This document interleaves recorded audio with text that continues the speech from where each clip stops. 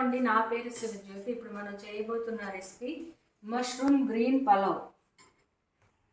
దీనికి కావాల్సిన ingredients: mushroom 200 grams, 1 onion ఇలా ముక్కలుగా కట్ చేసుకోవాలి, 5 పచ్చిమిరపకాయలు, కొంచెం కొత్తిమీర, కొంచెం పుదీనా. ఈ రెండింటిని మిక్సీ పట్టుకోవాలి. మిక్సీ పట్టుకున్న తర్వాత మీకు చూపిస్తాను. పుదీనాని మిక్సీ పట్టుకుని పేస్ట్ ఒక గిన్నెలో తీసుకున్నాము. ఇప్పుడు బిర్యానీ ఎలా చేయాలో చూద్దాం. ఒక కుక్కర్ పెట్టుకుని ఇది వేడైన తర్వాత 1 టేబుల్ స్పూన్ నెయ్యి వేసుకోవాలి. తర్వాత కొంచెం ఆయిల్ వేసుకోవాలి. ఈ ఆయిల్ వేడైన తర్వాత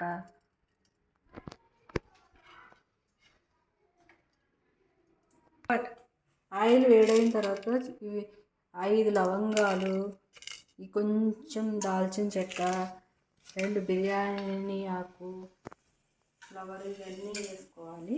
తర్వాత ఇందాక మనం కట్ చేసి పెట్టుకున్న 1 ఆనియన్, ఈ పచ్చిమిరపకాయలు వేసుకొని ఫ్రై చేసుకోవాలి.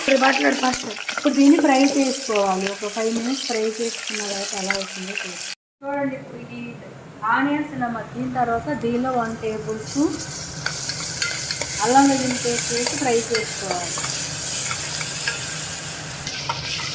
ఇప్పుడు ఇలా అల్లం వెల్లుల్లి పేస్ట్ ఫ్రై అయిన తర్వాత ఇందాక మనం మిక్సీ పట్టుకున్న కొత్తిమీర పుదీనా పేస్ట్ దీనిలో వేసి ఒక 5 మినిట్స్ మగ్గనివ్వాలి.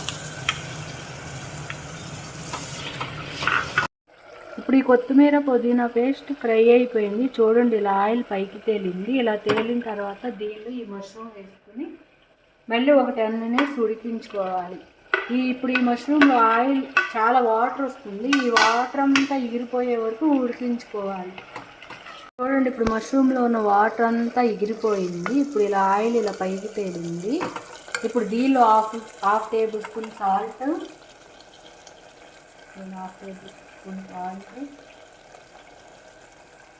కొంచెం గరం మసాలా, కొంచెం ధనియా పౌడర్ వేసుకుని ఫ్రై చేసుకోవాలి.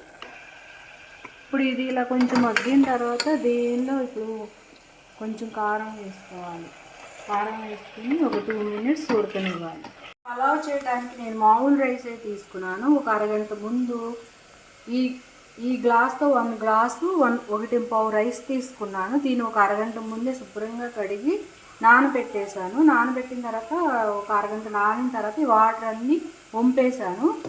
ఇప్పుడు చూడండి, ఇప్పుడు ఈ మష్రూమ్ అంతా ఉడికిపోయింది. ఇప్పుడు ఇది ఉడికిపోయిన తర్వాత నేను ఇప్పుడు ఒక గ్లాస్ వాటర్ తీసుకున్నాను కదా, ఇది మామూలు రైసే, బాస్మతి రైస్ కాదు. ఒక గ్లాస్కి 2 గ్లాస్ వాటర్ తీసుకోవాలి. ఇది ఒక గ్లాస్ 1, 2, ఒకటికి 2 గ్లాసులు వాటర్ పోయాలి. నేను 1.5 రైస్ తీసుకున్నాను కాబట్టి చూడండి. మళ్ళీ అంతే. ఇప్పుడు దీనికి టేస్ట్ కూడా సాల్ట్ వేసుకోవాలి. 1 టేబుల్ సాల్ట్ వేసుకుని ఈ వాటర్ బాగా మరిగే వరకు బాయిల్ చేసుకుని చూడండి. ఇప్పుడు ఈ వాటర్ అంతా ఇలా బాయిల్ అవ్వాలి. ఇలా బాయిల్ అయిన తర్వాత ఇందాక మనం కడిగి పెట్టుకున్న రైస్ని దీనిలో వేయాలి.